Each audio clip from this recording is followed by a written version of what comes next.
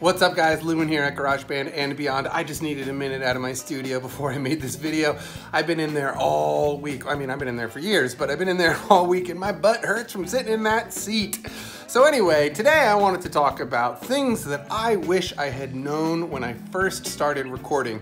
Definitely inspired by my friend Marty Schwartz over at Marty Music. Check it out for guitar lessons, which you probably already do. He made a video about things he wished he knew as he was learning to play the guitar. I thought it would be a great idea for a Garageband and Beyond video. Things I wish I had known about when I was starting to record. Number one on that list is going to be gain staging. I really wish I fully comprehended gain staging when I first started recording by myself. Now I will, disclaimer a little bit, I came from the analog world. When I was in recording classes, we were using analog machines, being trained by engineers that had spent a lifetime recording on analog.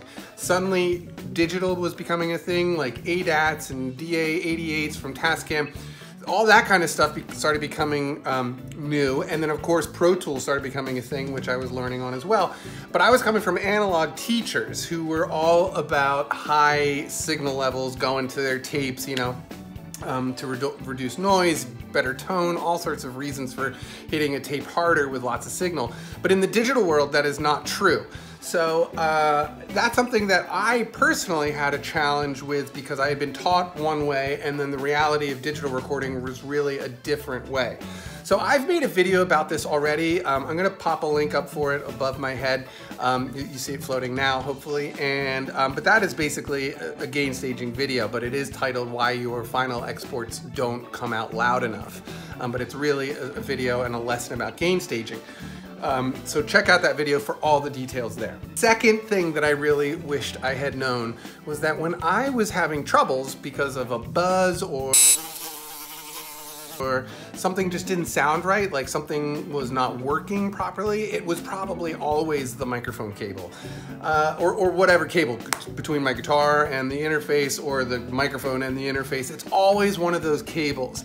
I have spent way too many hours trying to diagnose equipment and other problems when it's always been the cable. So just remember that. Occasionally cables will fail on you, and that should always be your first point to look at when you're having problems like a buzz or something like that, or bad signal, whatever. Third thing that I wished I had known about was, why is my microphone in a shock mount? And why does the microphone have a roll-off on the end, the low-end roll-off? So I made a video a long time ago, the How to Build a Home Recording Studio video, in which I stated the completely incorrect thing about a shock mount. Stupid thing about that, I will say this, is that I knew what a shock mount was for when I made that video, but it was late and I was learning how to make YouTube videos and I made a mistake. Anyway, shock mount is for removing the microphone from things like the floor and the stand, right? It's completely isolated by the rubber bands in the shock mount itself. What they do is get rid of any stuff that's coming up through the floor, right? So if you are tapping your foot while you're recording, it will not come through as loudly as it would without a shock mount, right? And that low end roll off, same exact thing. I used to think it was like a tonal thing, like, oh, I'm recording a bass amp or a kick drum, maybe I should use that low end roll off. Now, it's not really a tone thing. It's really for getting rid of environmental sounds like buses rolling by, cars driving by, people walking by. It's another thing to combat environmental sounds, okay? So I just really wish I had known that. The fourth thing that I really wished I had understood is how critical mic placement is inside of the room that you're recording. When I was in class, when I was in school learning about recording, it was pretty easy. We were in recording studios, so they had nice sounding rooms, big tracking rooms, all this stuff, so it wasn't nearly as important. I mean, it was certainly important. Those engineers would just plop you down in the middle of the room and go because they had big spaces. But you and me, most likely, we record in small spaces, which have tons of room reflection. And so getting the microphone on the instrument in the right place, obviously critical, but the thing I didn't realize then was how critical it is where I am in the room.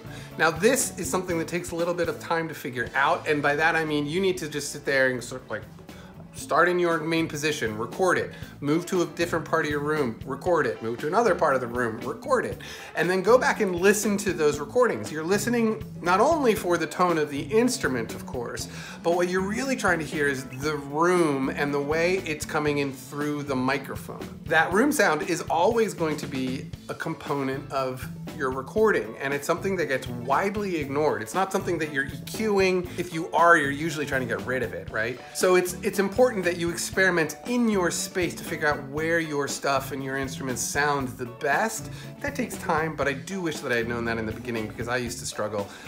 You know, I used to be like, oh, it doesn't sound great, but I'll fix it in post. No, you know what? I never fixed it in post. I always like put a Band-Aid on the problem in post-production, and that was it. It was just like, yeah, it's not great. It could have been better. I was lazy. You know, hey, it's easy to be lazy. The nice thing about once you know all the stuff and you found the good spot in your room, you can go back to those lazy habits. It's just that you have the knowledge of how to get the good results, and so it's not this big effort anymore, you know? The fifth thing that I wished I had known when I first started recording was to keep it simple. Keep my parts simple. I used to overplay so much. I used to, especially like rhythm guitar tracks and stuff, I would do everything that I used to do live, which I've recently made a video about, right? I wished that I had known that it was better to be simple with my guitar parts, especially my rhythm acoustic guitar parts. Just keep it nice and straight, keep it nice and simple. Don't break for that little line in the middle, just play straight through. And the other thing is playing straight through. So I might, you know, you get 75% of the way through a song and then you flub the chord. A lot of you guys might hit stop, go all the way back to the top and re-record it, right? My advice is to screw it. You messed up that one chord, play all the way to the end of the song, then go back and patch it in, patch up the mistake point. If you keep going all the way back to the beginning and recording all over again, it's just gonna take forever, and it's just kind of unnecessary because you have the ability to punch in. On Garageband, it's easier than it's ever been, you know? Digital recording in general, way easier than setting A and B points on a tape machine. But yeah, it's just one of those things. Keeping my parts simple has given me the results of clearer, cleaner, more professional sounding mixes, right? Keeping the parts easy and simple. Complicated where they need to be, I work on that stuff, you know, like if it needs to be complex in areas, then I'll let it be complex. But for the majority of the music that I record and that I write, it's simplicity is the thing that, you know, really has been my favorite thing to listen back to. And, you know, understanding arrangements of songs and the flow of songs. And actually, let's make that point 6. I was only gonna say 5, but number 6, the thing I wished I had understood better was the arrangement of a song when you're recording it. You know, in the mixing process, the things you can add in the studio are gonna be different. So I wished that I understood arranging songs a little bit better, understanding that, you know, let's say in the pop formula that the choruses need to lift out from the verses. I wish that I had understood how awesome it is to go nice and low and simple in a verse, like just bass and drums or bass keyboard and drums. And then halfway through the verse, like the last song that I just released is a relatively good example of this. Check it out, Monday's video. There's a video link popping up around my head now. But the arrangement of that song is basically just verse, chorus, verse, chorus, verse, chorus, I think. So it's pretty basic, A, B, A, B, A, B. So it was important for me to get the arrangement right so it wasn't totally boring to listen to, right? So if you listen to that song, you listen, because the first half of the verses is just keyboard, bass, and drums. Nice and simple, right? Halfway through the verse, I add an electric guitar sound, which is more of like a environmentally like atmospheric sound. I think it's the Cascade plugin in the guitar settings in GarageBand. It was a preset from GarageBand, Cascade. And then I did that, and then I would, you know, add synthesizers in the chorus to help it lift it out. So anyway, first half of the verse, nice and simple. Second half of the verse, a little bit more interesting, bringing in new elements for people to listen to, new things, new sounds, always good. It keeps the pace moving. Chorus, big lift. Out of the chorus, there's a melodic theme, and then we're back into a verse, which is nice and low again, right? So understanding those peaks and valleys of an arrangement through a song, totally critical, very important. I wish I had understood it better when I was younger. So you guys, I hope that helps. You know, this is a labor of love for all of us. We love music because music is the best. Music can do so many more things than people think, and it can inspire people, it can heal people, it can do all of these amazing, incredible things. So don't underestimate, you know, how much work needs to be put in before you record, and the kind of work that you need to know to record properly, right? Don't underestimate it. There's tons of it, but there's a few key things that I hope I touched on today that will help you get better results more quickly.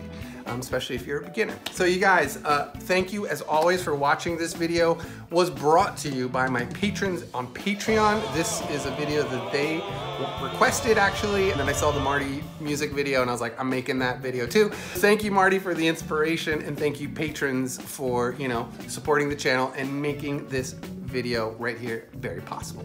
Rest of you, hit the subscribe button and the like button so more people watch the videos. Oh, and if you see those Amazon links and you're not a patron because whatever, budget restrictions, I get it. If you have noticed, I'm putting Amazon links in my more info areas now, and that's because I'm an Amazon affiliate.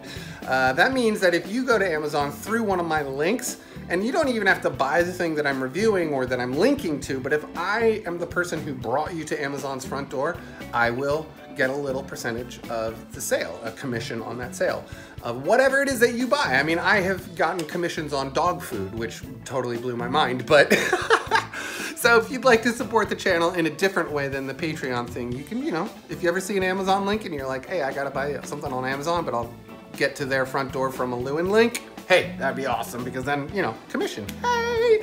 Awesome, you guys. So I think that covers everything. Supporting the channel, yes. Subscribing, yes. Hitting the thumbs up so I get more views, yes. And all the things about recording, right? I talked about that too. You guys have a great day. Have an awesome weekend. Have fun recording. Write lots and lots of music. Remember, we are giving the world a much greater gift than they realize we're giving them. All right? Peace.